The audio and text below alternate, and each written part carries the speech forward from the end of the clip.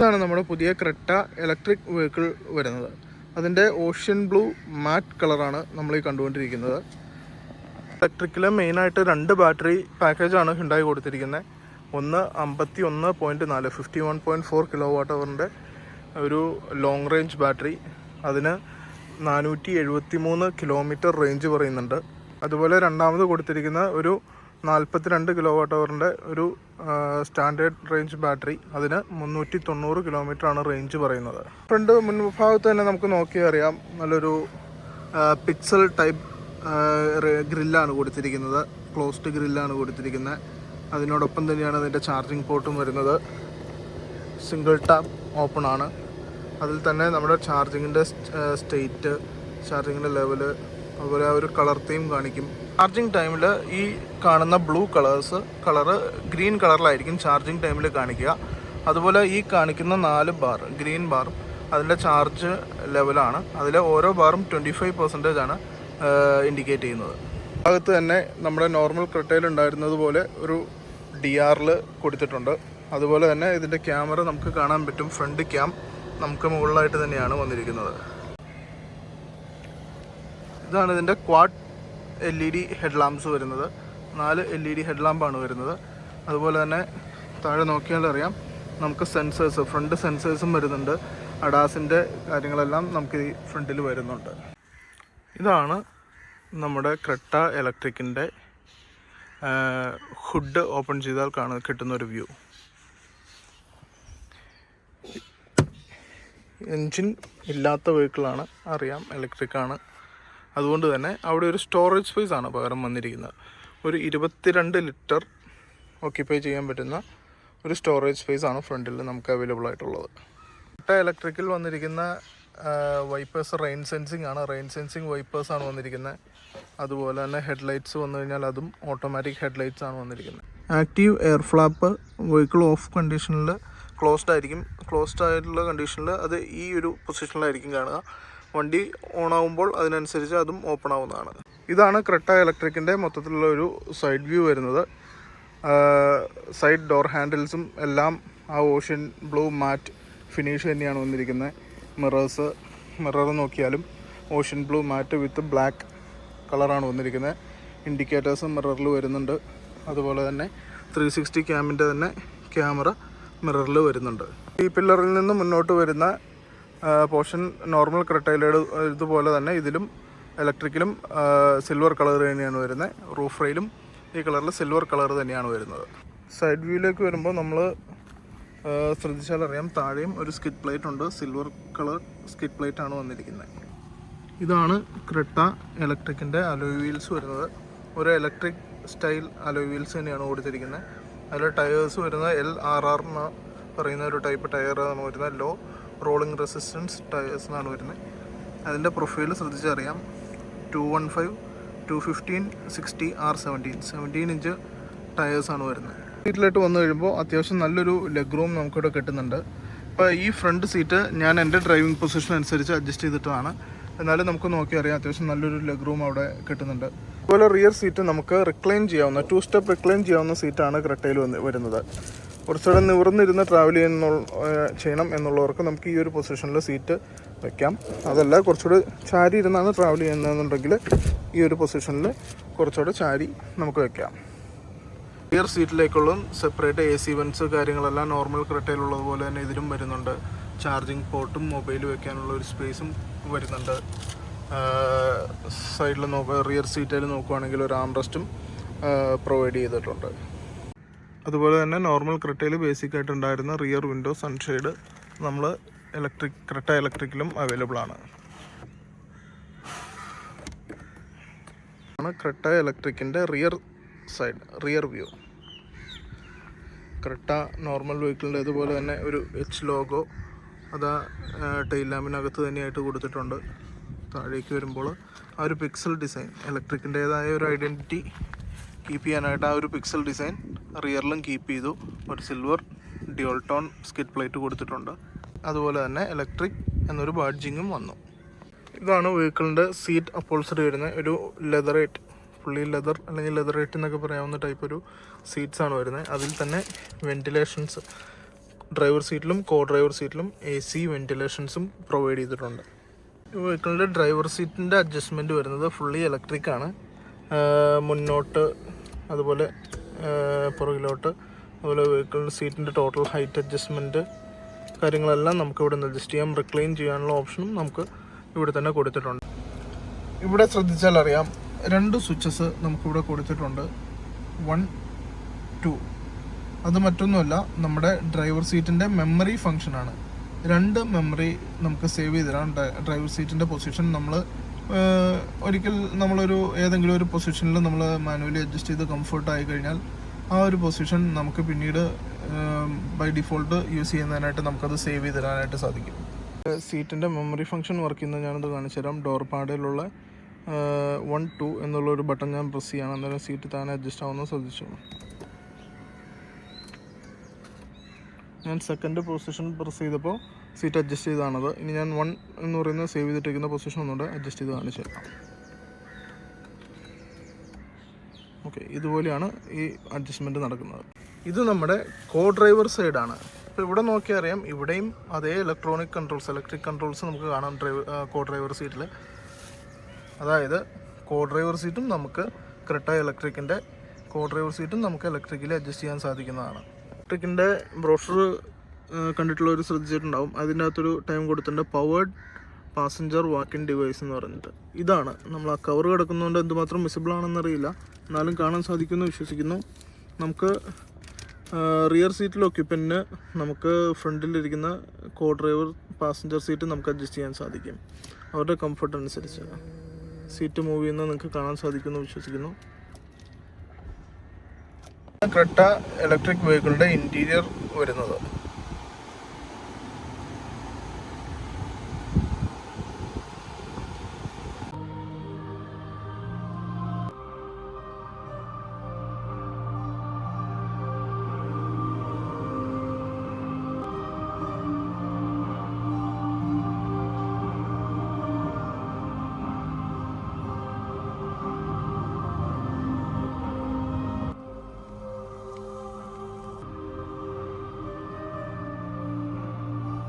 എൻ്റെ ഒരു instrument ക്ലസ്റ്ററിൻ്റെ view ആണ് ഇപ്പോൾ കണ്ടുകൊണ്ടിരിക്കുന്നത്. ഇതിൽ നോക്കിയാൽ അറിയാം ബാറ്ററിയുടെ പെർസെൻറ്റേജ് 86% കാര്യങ്ങളെല്ലാം കാണിക്കുന്നുണ്ട്. വെഹിക്കിൾ റെഡി ടു ഡ്രൈവ് ആണ്, അത് കാണിക്കുന്നുണ്ട്. ഓടിയ കിലോമീറ്റർ സംഭവങ്ങളെല്ലാം കാണിക്കുന്നുണ്ട്. റിമൈനിങ് ചാർജ് കൊണ്ട് എത്ര കിലോമീറ്റർ ഓടും എന്നുള്ളത് 378 കിലോമീറ്റർ കാണിക്കുന്നുണ്ട്. അതുപോലെ ഇതാണ് ഇതിൻ്റെ ഗിയർ സെലക്ടർ വരുന്നത്. മറ്റ് ക്രെട്ടയിൽ നോർമലി ഗിയർ നോബായിരുന്നു വന്നിരുന്നത്. ഇത് അതിന് പകരം ഷിഫ്റ്റ് ബൈ വയർ എന്ന് പറയുന്നൊരു ടെക്നോളജിയാണ് ഗിയർ ഷിഫ്റ്റിങ്ങിന് യൂസ് ചെയ്യുന്നത്. അത് ഗിയർ ഷിഫ്റ്റിങ്ങിന് എന്ന് ഉദ്ദേശിച്ചത് പാർക്ക്, ന്യൂട്രൽ, ഡ്രൈവ് അത് തമ്മിലുള്ള ഷിഫ്റ്റിങ്ങാണ് ഞാൻ ഉദ്ദേശിച്ചത്. അതിൽ നോക്കിയറിയാം ഡ്രൈവ്, ന്യൂട്രൽ, റിവേഴ്സ് അതുപോലെ പാർക്ക് സംഭവങ്ങളെല്ലാം അതിനകത്ത് ഇൻഡിക്കേറ്റ് ചെയ്തിട്ടുണ്ട്. നമ്മുടെ സ്റ്റിയറിംഗ് വീൽ വരുന്നത് ഒരു 3 സ്പോക്ക് സ്റ്റിയറിംഗ് വീലാണ് വരുന്നത്. അതിൻ്റെ നടുക്ക് ശ്രദ്ധിച്ചാൽ അറിയാം, മറ്റെല്ലാ വണ്ടികളുടെയും സ്റ്റിയറിംഗ് വീലിൻ്റെ നടുക്ക് അതായത് കമ്പനികളുടെ ലോഗോയാണ് കൊടുക്കാറ്. എന്നാൽ ഇതിൻ്റെ അകത്ത് ലോഗോ കൊടുത്തിട്ടില്ല, പകരം ഒരു 4 ഡോട്ടാണ് കൊടുത്തിരിക്കുന്നത്. അതെന്തായിരിക്കും? വേറൊന്നുമല്ല, ഇതൊരു ഇലക്ട്രിക് വെഹിക്കിൾ ആയതുകൊണ്ട് തന്നെ ഹ്യുണ്ടായി അതിലൊരു ക്രിയേറ്റിവിറ്റി കൊണ്ടുവന്നതാണത്. 4 ഡോട്ട് എന്ന് പറയുന്ന മോഴ്സ് കോഡാണ്. മോഴ്സ് കോഡിൽ 4 ഡോട്ട് ഇൻഡിക്കേറ്റ് ചെയ്യുന്നത് H എന്ന് പറയുന്ന സിമ്പലാണ്. H stands for Hyundai. അതുപോലെ തന്നെ സ്റ്റിയറിങ്ങിൻ്റെ ലെഫ്റ്റ് സൈഡ് കൺട്രോൾ ഇത്തവണ കൊടുത്തിരിക്കുന്നത് ഇൻസ്ട്രുമെൻറ്റ് ക്ലസ്റ്ററിൻ്റെ കൺട്രോൾസാണ് കൊടുത്തിരിക്കുന്നത്. അതിൽ തന്നെ നമുക്കറിയാം ക്രൂസ് കൺട്രോൾ. ഇത് ക്രൂസ് കൺട്രോളിൻ്റെ കൺട്രോൾസാണ്. ഇത് അഡാസുമായിട്ട് ലിങ്ക് ചെയ്ത് വരുന്ന 2 കൺട്രോൾസ് ഇവിടെ കൊടുത്തിട്ടുണ്ട്. ഇൻസ്ട്രുമെൻറ്റ് ക്ലസ്റ്ററിലെ മെനു കാര്യങ്ങളെല്ലാം ചേഞ്ച് ചെയ്യാനുള്ള ഓപ്ഷൻസ് കൊടുത്തിട്ടുണ്ട്. ഇൻസ്ട്രുമെൻറ്റ് ക്ലസ്റ്ററിൽ നോക്കിയാൽ അറിയാം ടയർ പ്രഷർ മോണിറ്ററിംഗ് സിസ്റ്റം നമ്മുടെ എല്ലാ വണ്ടികളിലും ഇപ്പോൾ വരുന്നൊരു സംഭവമാണ്. അത് ഇതിലും നമുക്ക് വരുന്നുണ്ട്.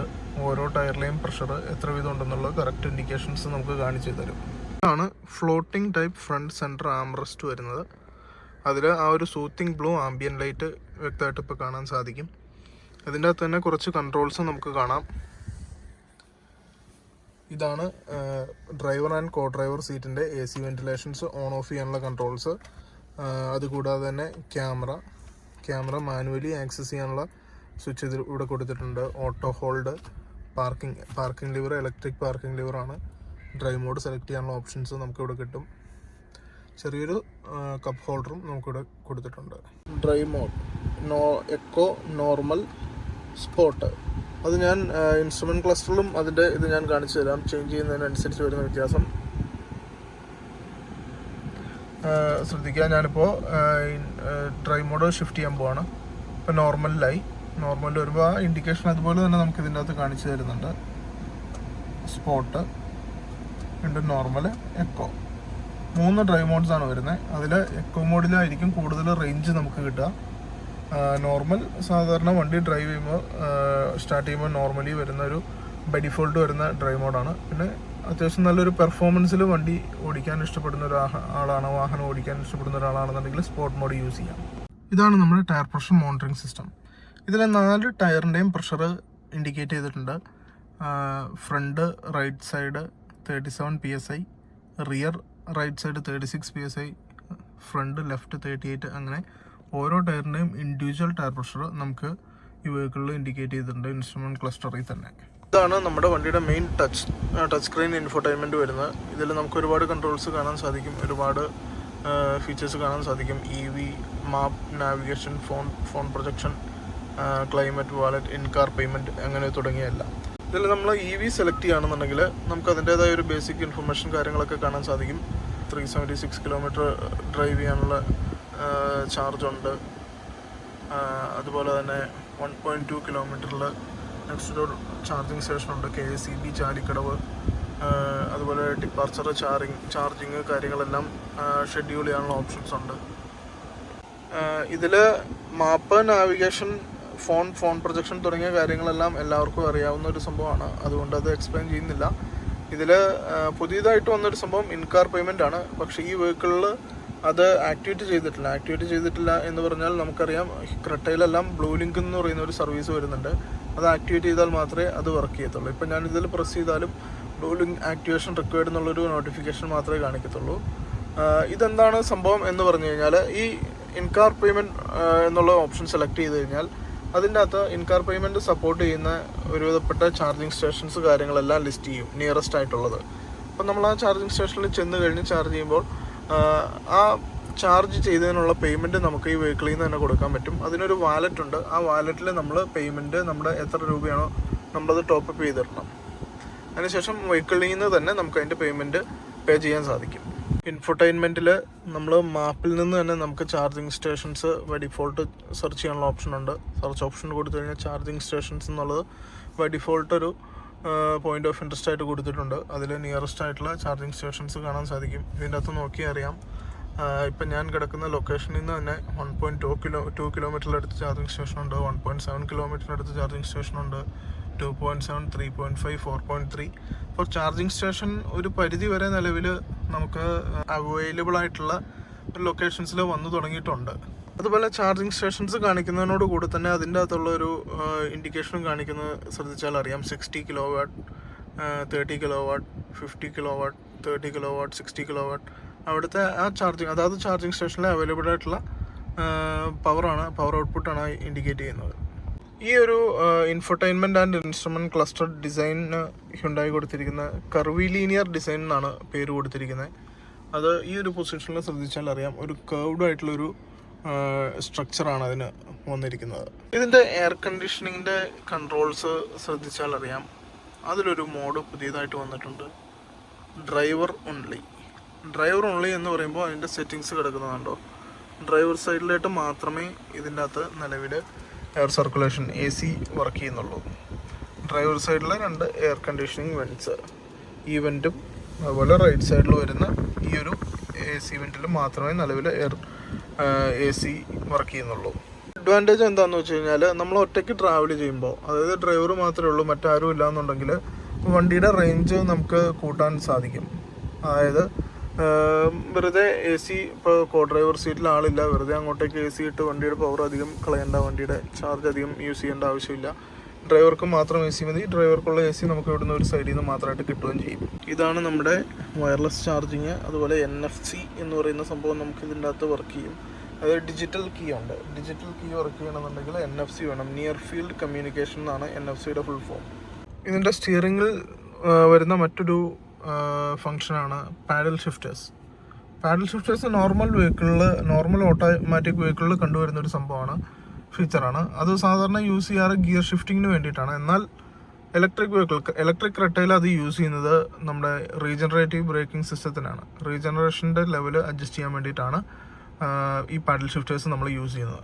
ഇതിൻ്റെ ഡോർ പാഡിൽ, ഇതിൻ്റെ ഡിസൈനിൽ എനിക്ക് ഇഷ്ടപ്പെട്ട മറ്റൊരു ഫീച്ചറാണ് ഈ കൊടുത്തിരിക്കുന്ന ലെതർ ഫിനിഷ്. സോഫ്റ്റ് ടച്ച് ഫിനിഷാണ് കൊടുത്തിരിക്കുന്നത്. അതിലൊരു സ്റ്റിച്ചിങ് കാര്യങ്ങൾ നമുക്ക് കാണാൻ സാധിക്കും. അത് വളരെ സ്മൂത്ത് ആയിട്ടുള്ളൊരു ടച്ച് ആൻഡ് ഫീൽ തരുന്നൊരു ഫീച്ചറാണ്.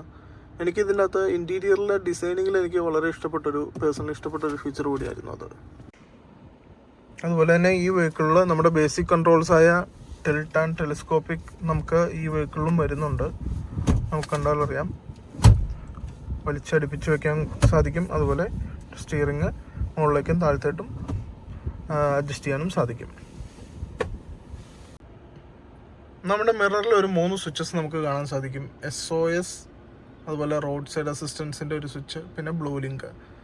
ഈ വെഹിക്കിളിലെ ബ്ലൂ ലിങ്കിൽ മാത്രമായിട്ട് നമുക്ക് 70+ ഫീച്ചേഴ്സ് വരുന്നുണ്ട്. അതിൻ്റെ ഭാഗമായിട്ട് വരുന്ന ഒരു 3 ഫീച്ചറാണ് ഈ മിററിൽ നമുക്ക് കൊടുത്തിരിക്കുന്നത്. ക്രെട്ട ഇലക്ട്രിക്കിൻ്റെ ഒരു 360 വ്യൂ സറൗണ്ട് വ്യൂ സിസ്റ്റമാണ് വരുന്നത്. സറൗണ്ട് വ്യൂ മോണിറ്റർ എന്നാണ് ഹ്യുണ്ടായി പറയുന്നത്. അതിൻ്റെ ഒരു വ്യൂ ആണ് കണ്ടുകൊണ്ടിരിക്കുന്നത്. ഇപ്പം ഞാൻ പാർക്ക് മോഡിൽ തന്നെയാണ് ഇട്ടിരിക്കുന്നത്. പാർക്ക് മോഡിൽ വെഹിക്കിളിൻ്റെ ആ ഒരു ക്യാമറ മാനുവലി ഓണാക്കിയതാണ്. അതിൻ്റെ അകത്ത് കിട്ടുന്നൊരു വിഷനാണ്. അതിൽ തന്നെ കാണാം, സ്റ്റിയറിങ്ങിനനുസരിച്ച് റൊട്ടേറ്റ് ചെയ്യുന്നതിനനുസരിച്ച് വെഹിക്കിളിൻ്റെ ആ ഒരു ഗൈഡ് ലൈൻസ് ചേഞ്ച് ചെയ്യുന്നത് കാണാം. ഈ ഒരു പൊസിഷനിൽ ഞാൻ റിവേഴ്സ് എടുക്കുകയാണെന്നുണ്ടെങ്കിൽ വണ്ടി ഏത് ഡയറക്ഷനിൽ പോകുന്നുള്ളതിൻ്റെ ഒരു 2 ഇൻഡിക്കേഷൻസ് നമുക്കിവിടെ കാണാൻ സാധിക്കും. ഇത് റിയറിൽ നിന്ന് മാത്രമായിട്ടുള്ള ഇൻഡിക്കേഷനാണ് ഈ ലെഫ്റ്റ് സൈഡിൽ കാണുന്നത്. അതേസമയം റൈറ്റ് സൈഡിൽ കാണുന്ന വെഹിക്കിളിൻ്റെ ടോട്ടൽ മൂവ്മെൻറ്റിൻ്റെ ഒരു ഇൻഡിക്കേഷനാണ് കാണുന്നത്. ഇതിൽ ഈ ഒരു ഗൈഡ് ലൈൻസ് കാണിക്കുന്ന വണ്ടി ഈ പൊസിഷനിൽ റിവേഴ്സ് എടുത്തു കഴിഞ്ഞാൽ ഈ വണ്ടിയുടെ ഫ്രണ്ട് സൈഡ് ഈ ഡയറക്ഷനിലേക്ക് മൂവ് ചെയ്യും, റിയർ സൈഡ് ഈ ഒരു ഡയറക്ഷനിലേക്ക് മൂവ് ചെയ്യും എന്നുള്ളതാണ് ഈ ഇൻഡിക്കേഷൻ കാണിക്കുന്നത്. അതിൽ തന്നെ നമുക്ക് ടോട്ടലി വെഹിക്കിൾ മാനുവലി റൊട്ടേറ്റ് ചെയ്ത് ഇൻസ്പെക്ട് ചെയ്യാനുള്ളൊരു സറൗണ്ടിങ്സ് ഇൻസ്പെക്ട് ചെയ്യാനുള്ളൊരു ഓപ്ഷനും നമുക്ക് ഇതിൻ്റെ അകത്ത് കൊടുത്തിട്ടുണ്ട്. ക്രെട്ടയിൽ വരുന്നുണ്ട്. Creta electric, Creta manually use ചെയ്യുന്നവരാണെങ്കിൽ അറിയാം. ക്രെട്ട മാനുവലല്ല, ക്രെട്ട നോർമൽ വെഹിക്കിൾ യൂസ് ചെയ്യുന്നവരാണെങ്കിൽ അറിയാം. അതിലും നമുക്ക് ഈ ഒരു ഓപ്ഷൻ വരുന്നുണ്ട്. ഈ ഒരു ഫീച്ചർ നമ്മുടെ അൽക്കാസറിലും അല്ലെങ്കിൽ നമ്മുടെ 360 വരുന്ന എല്ലാ വെഹിക്കിളും ശ്രദ്ധിച്ചിട്ടുണ്ടാവും. അത് നമ്മുടെ ക്രെട്ട ഇലക്ട്രിക്കിലും വരുന്നുണ്ട്. ബ്ലൈൻഡ് സ്പോട്ട് വ്യൂ മോണിറ്റർ എന്നാണ് അതിൻ്റെ പേര്. നമ്മൾ ഏത് സൈഡിലേക്ക് ഇൻഡിക്കേറ്റർ ഓൺ ആക്കുന്നോ, അതായത് മിററിൽ നിന്നുള്ളൊരു വ്യൂ നമ്മുടെ ഇൻസ്ട്രുമെൻറ്റ് ക്ലസ്റ്ററിൽ ഓൺ ആവും. മിററിൽ വരുന്ന ക്യാമറയുണ്ട്, ആ ക്യാമറയിൽ നിന്നുള്ള വ്യൂ ആണ് ഈ ഓൺ ആവുന്നത്. വെഹിക്കിളിൻ്റെ ഗിയർ ഷിഫ്റ്റ് ചെയ്യാനായിട്ട് വളരെ സിമ്പിളാണ്. ഈ നോബ് ജസ്റ്റ് റൊട്ടേറ്റ് ചെയ്യുക, ഡ്രൈവ്, ന്യൂട്രൽ, ഒരുമിച്ചായി പോയതാണ് ന്യൂട്രൽ, ഡ്രൈവ്, തിരിച്ച് ന്യൂട്രൽ. അതിന് ശേഷം പാർക്കിലേക്ക് മാറ്റാനായിട്ട് ജസ്റ്റ് ഇവിടെ പ്രസ് ചെയ്താൽ മതി. പ്രസ് ചെയ്യുമ്പോൾ തന്നെ ഇവിടെ ഇതുപോലൊരു നോട്ടിഫിക്കേഷൻ കാണിക്കും, parking brake automatically apply. Front ആംബ്രസ്റ്റിനോട് തന്നെ അറ്റാച്ച് ചെയ്ത് വരുന്ന ഒരു കൂൾഡ് സ്റ്റോറേജ് ആണിത്. അപ്പോൾ അതിൻ്റെ കൂളിംഗ് ചെക്ക് ചെയ്യാനായിട്ട് ഞാനിത് വീഡിയോ എടുക്കാൻ വന്നു കഴിഞ്ഞപ്പോൾ ഒരു റെഡ് ബുള്ള് കൂടെ വാങ്ങിയിരുന്നു. അത് തണുക്കാത്തത് നോക്കിയാണ് വാങ്ങിയത്. അതിനുശേഷം ഞാൻ ഈ സംസാരിച്ചുകൊണ്ടിരുന്ന സമയത്ത് അത് ആ കോൾഡ് സ്റ്റോറേജിൽ വെച്ചു. ഇപ്പോൾ നിങ്ങൾക്ക് കണ്ടാൽ മനസ്സിലാവുമെന്നറിയില്ല, ബട്ട് ഇത് നല്ലപോലെ കൂളായിട്ടുണ്ട്. നമുക്ക് ശരിക്കും കുടിക്കാൻ പറ്റുന്ന അതുപോലെ നല്ലപോലെ കൂളായിട്ടുണ്ട് ഈ സാധനം ഓൾറെഡി. ഇതാണ് LED turn indicator with sequential function. Vehicle 10 to 80% charge ചെയ്യാനായിട്ട് DC ചാർജിങ്ങിൽ വെറും 58 മിനിറ്റ്സ് മാത്രമേ എടുക്കുന്നുള്ളൂ. 51.4 kW ബാറ്ററി പാക്ക് വരുന്ന vehicle 0 to 100 km speed reach ചെയ്യാനായിട്ട് വെറും 7.9 സെക്കൻഡ്സ് മതി. വെഹിക്കിളിൻ്റെ 51.4 kWh ബാറ്ററി ഓപ്ഷൻ 171 PS പവറും 42 kWh ഓപ്ഷൻ 135 PS പവറുമാണ് പ്രൊവൈഡ് ചെയ്യുന്നത്. ടോർക്ക് വരുന്നത് 255 Nm ടോർക്ക് അവൈലബിൾ ആണ്. ഇതിൻ്റെ കീ വരുന്നത് അതിൽ നമുക്ക് സ്റ്റാൻഡേർഡായിട്ട് വരുന്ന lock, unlock, vehicle remote start, പിന്നെ boot lid unlock options available ആണ്. ഹ്യുണ്ടായി ക്രെട്ട ഇലക്ട്രിക്കിൻ്റെ ബാറ്ററിക്ക് 8 വർഷം അല്ലെങ്കിൽ 1,60,000 കിലോമീറ്റർ വരെ ബാറ്ററി വാറണ്ടി ഓപ്ഷൻ പ്രൊവൈഡ് ചെയ്യുന്നുണ്ട്. വെഹിക്കിളിനാണെങ്കിൽ തന്നെയും 3 വർഷം unlimited kilometres warranty option available ആണ്. ഇപ്പോൾ പോലും ഞാൻ ഈ വെഹിക്കിളിൻ്റെ വെറും 1/3 ഫീച്ചേഴ്സ് മാത്രമേ ഇതിൻ്റെ അകത്ത് പറഞ്ഞിട്ടുള്ളൂ, ബേസിക് ആയിട്ടുള്ള ഫീച്ചേഴ്സ് മാത്രം. ഈ വണ്ടിയിൽ വരുന്ന മൊത്തം ഫീച്ചേഴ്സ് എക്സ്പ്ലെയിൻ ചെയ്യാനാണെങ്കിൽ ഒരു 3 hour 4 hour നിന്ന് എക്സ്പ്ലെയിൻ ചെയ്യാൻ അത്രയുള്ള ഫീച്ചേഴ്സ് ഈ വെഹിക്കിളിൽ വരുന്നുണ്ട്. അഡാസ്, ബ്ലൂ ലിങ്ക് തുടങ്ങിയ ഫീച്ചേഴ്സ് ഞാൻ ഈ വീഡിയോയിൽ എക്സ്പ്ലെയിൻ ചെയ്തിട്ടില്ല. എന്നിട്ടും നമ്മൾ ഇത്രയും ഒരു ടൈം നമ്മൾ എടുത്തു ഇതിൻ്റെ അകത്ത് അത്യാവശ്യം ബേസിക് ആയിട്ട് വരുന്ന ഫീച്ചേഴ്സ് എക്സ്പ്ലെയിൻ ചെയ്യാൻ തന്നെയായിട്ട്. ഒരു ഇലക്ട്രിക് വെഹിക്കിൾ വാങ്ങാൻ ആഗ്രഹിക്കുന്ന ഒരാളെ സംബന്ധിച്ചിടത്തോളം ഏറ്റവും ഫീച്ചർ റിച്ചും ടെക്സാവി ആയിട്ടുള്ള ഒരു ഓപ്ഷൻ തന്നെയാണ് ക്രെറ്റ ഇലക്ട്രിക് വരുന്നത്. കൂടുതൽ ഇൻഫർമേഷൻ, കൂടുതൽ ഫീച്ചേഴ്സ്, പ്രൈസ് കാര്യങ്ങളൊക്കെ അറിയാനായിട്ട് താഴെ അവരുടെ കോൺടാക്ട് നമ്പർ പ്രൊവൈഡ് ചെയ്തിട്ടുണ്ട്. അതുപോലെ ഇതുപോലുള്ള കൂടുതൽ വീഡിയോസ് കാണാനും ഇഷ്ടപ്പെടാനും താല്പര്യമുണ്ടെങ്കിൽ ഈ ചാനൽ ഒന്ന് സബ്സ്ക്രൈബ് ചെയ്യുക.